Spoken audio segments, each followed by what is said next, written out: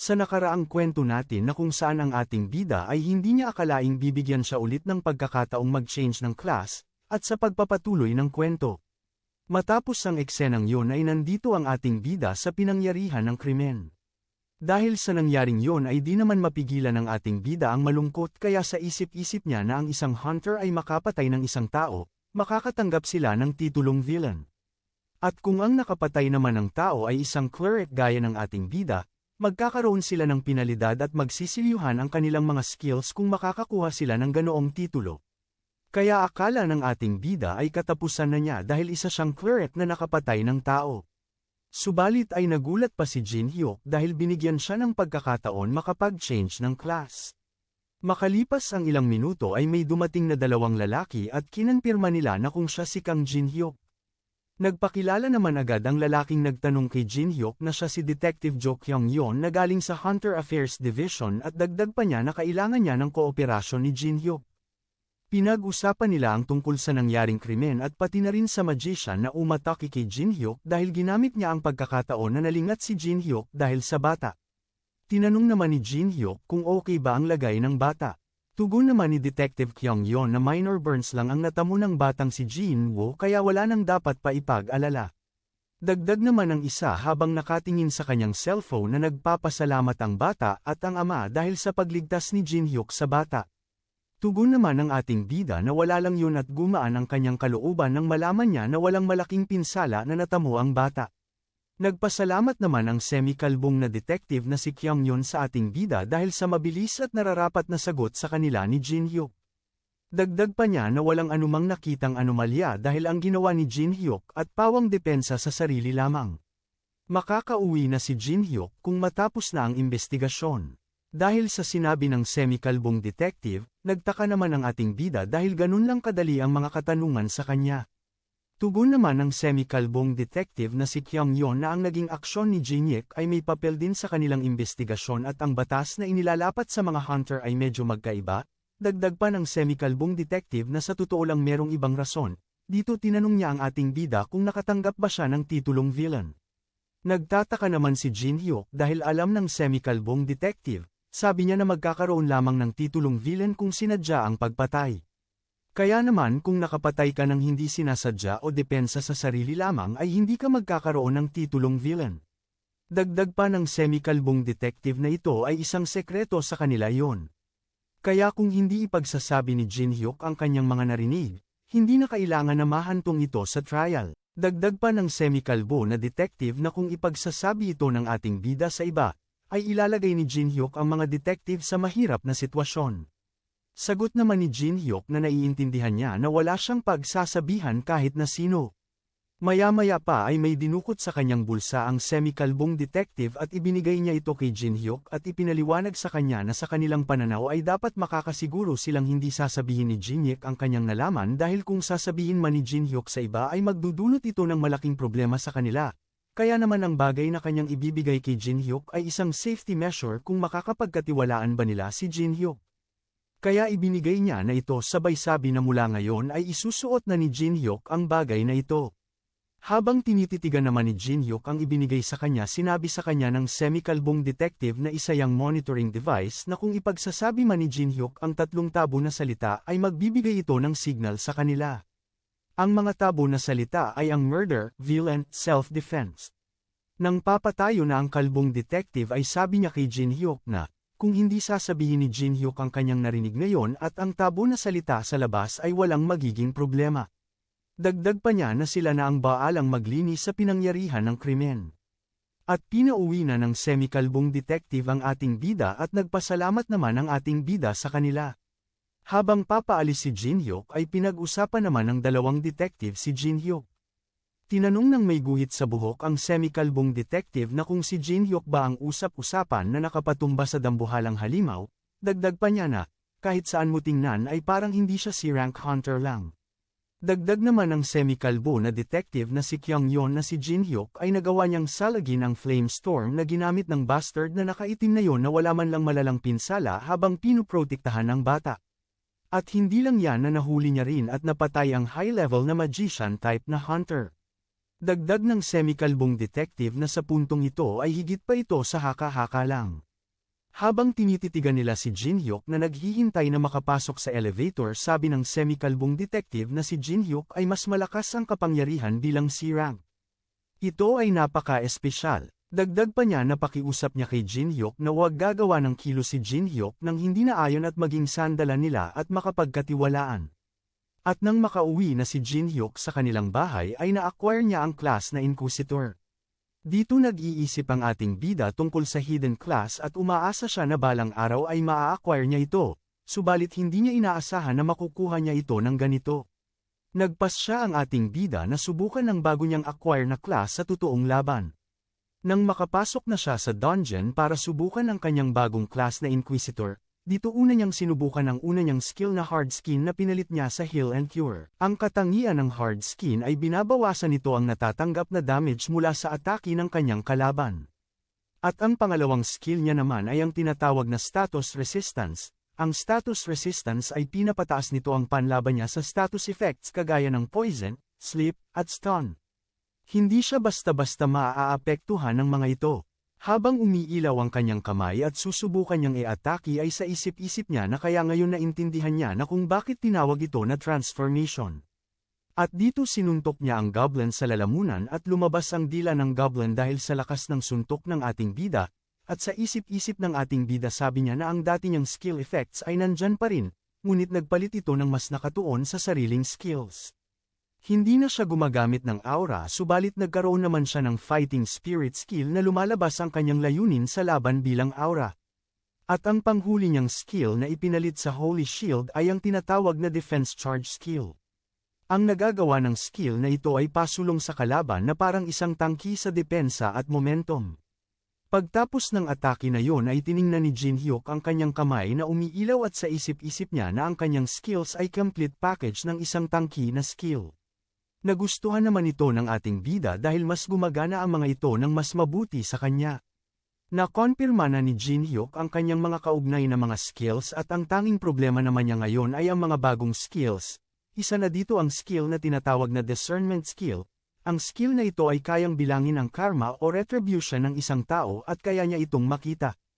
Ang discernment skill ay kayang makita ng ating bida ang pasan-pasan nitong karma. At ang skill level ng skill na ito ay C, kaya simula ngayon ay makakakita na ng numero sa ulo ng mga tao si Jinhyuk. Agad niya naman sinubukan sa kanyang sarili at meron itong 64 na karma. At meron pang isang skill na nakalink sa karma value na tinatawag naman na judgment skill. Ang judgment skill na ito ay kung makakaharap ni Jinhyuk ang kalaban na may mataas na karma value, makakatanggap ito ng paglakas ng kanyang stats at karagdagang effects. Wala itong skill level. Ang skill effects naman ng judgment skill ay tataas ang kanyang stats ng proporsyonal sa karma value ng kanyang kalaban. Habang pataas ng pataas ang bilang ng karma value ng kalaban ay nadadagdagan din ang kanyang lakas. Kapag naman makapatay si Jinhyuk ng kalaban na ang karma value ay nasa 200 o pataas, hindi ito magkakaroon ng titulong villain at ang murder penalty ay tatanggalin. Kaya naman hindi mag-aalala ang ating bida kung sakaling makapatay siya ng kalaban na mataas ang karma value na nasa 200 o pataas dahil hindi maaapektuhan ang kanyang skill kung sakali man. Sa madaling salita kung makaharap man ang ating bida ang masasamang tao ay mas lalo siyang lalakas. Sa isip ng ating bida habang tinititigan ng kanyang status window na ang skill na ito ay karapat-dapat sa hidden class na katulad ng Inquisitor. Ngunit nagugulat pa rin si Jinhyuk na makakita ng skill na pinahihintulutan siyang pabagsakin ang mga mas-asama. Matapos masubukan at mapag-aralan ni Jinhyuk ang bago niyang skills ay tumungo na siya agad sa workshop ng blacksmith na duwende. Makikita natin ang kanyang sandata na merong mga kidlat sa paligid nito. Ipinaliwanag ng duwende ang kayang gawin ng kanyang bagong enchant na sandata na ang kidlat ay rechargeable. Magagamit lang ni Jinhyuk ng 3 beses ang kidlat ng kanyang sandata. At umaabot ito ng 30 minuto para mag-recharge ng isang kidlat. Namangha naman ang ating bida dahil sa ginawa ng duwende sa kanyang sandata. Ngunit hindi pa alam ni Jinhyuk kung paano gamitin ang kidlat sa kanyang sandata. Dinala sila ng duwende sa nakagapos na kobold dahil ang kobold na ito ay nahuli ng duwende na sinusubukang nakawan ng kanyang workshop. Kaya mungkahi ng duwende na dito subukan ni Jinhyuk ang kidlat sa kanyang sandata. Tinanong ni Jinhyuk ang duwende na kung paano niya magagamit ang kidlat, Dagdag pa niya na kailangan ba niyang sabihin kung anong spell ito. Sagot ng duwende sa kanya na sinong tanga ang mag-chant sa gitna ng laban, dagdag pa ng duwende na kailangan niya lang itong imaginein sa kanyang utak. Sa isip-isip ng ating bida na parang contrary ito sa sinabi ng duwende dahil mas cool ang mag-chant ng spell kaysa sa i-imagine lang. Ngunit wala na siyang magagawa dahil yun ang sabi ng duwende. Hindi nagtagal ay agad siyang nag-imagine sa kanyang utak na umaatake at nang idinilat niya na ang kanyang mata at agad niya ginaya ang kanyang iniisip at gumana nga. Lumabas ang bilog na kidlat patungo sa halimaw na kobold at tinamaan ang kobold at ang kobold ay parang magsusuper saiyan dahil hindi nito kinakaya ang tinatamong pinsala dahil sa lakas ng kidlat na ataking ito ng ating bida. Nang matapos ang ataking yun ay biglang naging abo ang halimaw na kobold. Dahil sa nasaksihan nilang yun ay kita naman sa reaksyon ng duwende na pinagmamalaki niya ang kanyang bagong enchant na sandata ni Jinhyeok. Sa isip ng ating bida sa sandaling makita niya ang kalabasan ng kanyang atake ay humanga ito at sinabing mula ngayon ay magiging mas madali na ang laban para sa kanya. Kaya pala walang imik si Lucia kanina pa dahil may napansin siya kay Jinhyeok at bigla niyang sinunggaban ang suot ni Jinhyeok na monitoring device na bigay ng semi-kalbong detective. Tinanong siya ni Lucia kung ano ba ang kanyang ginagawa sa labas. Naakala pa ni Jinhyeok ay hindi mahahalata ni Lucia dahil hindi niya na nararamdaman ang divine power ni Jinhyeok. Dagdag pa na tanong ni Lucia kung ano ang bagay na kanyang hawak at dagdag pa niya na hindi naman nagpaplano si Jinhyeok ng masama laban sa kanila. Pinapawisan naman si Jinhyeok dahil sa sunod-sunod na tanong ni Lucia sa kanya, kaya sinabi niya na isa itong hindi pagkakaintindihan. Ipinaliwanag naman ni Jinhyeok sa kanila ngunit hindi nito masabi kung ano mismo ang nangyari dahil sa binigay ng semi-kalbong detective sa kanya. Kaya nagdesisyon ang duwende na gagawan niya ng paraan ng item para mapakinggan nila ang buong detalye ni Jinhyeok. Dahil sa sinabi ng duwende ay namangha naman si Jinhyeok sa kanya at sabi niya sa kanyang isip na ano pa bang hindi kayang gawin ng duwendeng ito. Subalit meron munang ipapagawa ang duwende sa kanya. Tinanong naman siya ng ating bida kung ano ang kanyang gagawin, sagot naman ng duwende habang may dinudukot sa kanyang bag na hindi naman mahirap at ito'y simpleng pabor lang at habang ginagawa ni Jinhyeok ang kanyang iniutos ay aayusin niya ang item na yun ni Jinhyeok. Inihagis ng duwende kay Jinhyeok ang bagay na parang isang compass. Nakita ni Lucia ang hawak ni Jinhyeok at alam na niya agad kung saan ang pupuntahan ni Jinhyeok, at dito tinanong niya ang duwende na kung sigurado siyang ipapadala niya si Jinhyeok sa lugar na yon. Sagot naman ng duwende na kahit natatanga-tanga siyang baguhan ay makakaya niya ang ganoon. At nag-volunteer naman siya. Nang marinig yon ng ating bida ay sa isip-isip niya na parang pupunta siya sa lugar na delikado. Pagtapos ng pag-uusap nila ay pumunta na si Jinhyeok kasama si Lucia sa lugar na kung saan ang sinasabi ng duwende. At dito makikita natin na bumababa sa bangin ang ating bida gamit ang pulang lubid. Habang nakalambitin sa lubid ang ating bida ay nagtataka siya na pagmiminahin siya ng ors sa lugar na ito. Habang si Lucia naman ay nakahawak sa lubid at sinabi niya kay Jinhyeok na bakit natatakot si Jinhyeok dahil bangin lang naman ito. Tugon naman ni Jinhyeok na gawin na lang ni Lucia ang dapat niyang gawin. Kaya sinabihan siya ni Lucia na susundan ni Jinhyeok kung saan siya eksaktong pupunta at huwag siyang padalos-dalos. Tumalon naman agad si Lucia sa ibaba. Sabi ng ating bida kay Lucia na mas madali magsalita kaysa gawin at dagdag pa niya na hindi siya magaan gaya ni Lucia. Tinukso naman siya ni Lucia na natatakot lang si Jinhyeok nang walang dahilan. Napagtanto naman ni Jinhyeok ang sinabi ni Lucia, maya-maya pa ay biglang tumalon si Lucia sa bangin, dahil wala nang pagpipilian si Jinhyeok, nagdesisyon na lang siya na sundin ang sinabi ni Lucia sa kanya. Bigla siyang bumitaw sa lubid at sinunod niya si Lucia. Nang makalapag na si Jinhyeok ay pinuri naman siya ni Lucia. Makalipas ang ilang minuto ay umupo muna sila para pag-usapan ang nangyari kay Jinhyeok sa labas, na wala ang divine power ni Jinhyeok kaya niya dinala ang kakaibang device na yun tugon niya kay Lucia. Tinanong siya ni Lucia kung okay lang ba natanggalin ang device na yun. Sagot naman ni Jinhyeok na hindi. Ngunit sinabi naman ng duwende na magagawa niya ng paraan kaya okay lang. Pinuri niya ang matandang duwende dahil magaling siya sa mga bagay na ito. Kaya sinabihan niya si Lucia na mapagkakatiwalaan nila ang duwende. Sumang-ayon naman si Lucia dahil maaasahan ang matandang duwendeng yun pagdating sa mga bagay na ito kahit na masakit siyang magsalita. Tinanong naman ni Lucia ang tungkol sa karma value na nakikita ni Jinhyeok. Kaya naman nagtataka si Lucia kanina kung bakit kakaiba ang pagtitig ni Jinhyeok kay Lucia at sa duwende kanina. Tinanong ni Lucia kung ilan ang kanyang karma value, tugon naman ni Jinhyuk na 82 at si Lucia ang may pinakamataas na karma value sa kanilang tatlo. 62 naman ang ating bida at ang matandang duwende ay 72. Dahil alam ni Jinhyuk ang karma value ni Lucia ay ekwento ni Lucia ang kanyang masalimuot na karanasan na kanyang pinagdaanan, kailangan nilang gawin ang lahat ng kanilang makakaya para mabuhay. Pinagaan naman ni Jinhyuk ang loob ni Lucia at sinabi na kahit na ang kanilang diferensya sa kanilang dalawa ay 20 puntos lamang at isa lang ang napatay ni Jinhyuk. Sagot naman ni Lucia kay Jinhyuk na kahit pa 20 puntos ang pagitan malaki man o maliit ay hindi pa rin sigurado. Tinanong niya pa si Jinhyuk na kung gusto niyang malaman kung ilan ang napatay ni Lucia. Dagdag pa ni Lucia na sa bayan na kanyang kinalakihan ay ang mga santo sa kanila ay kaya nilang malaman kung mabuti o masama ang tao gamit lang ang kanilang mga mata.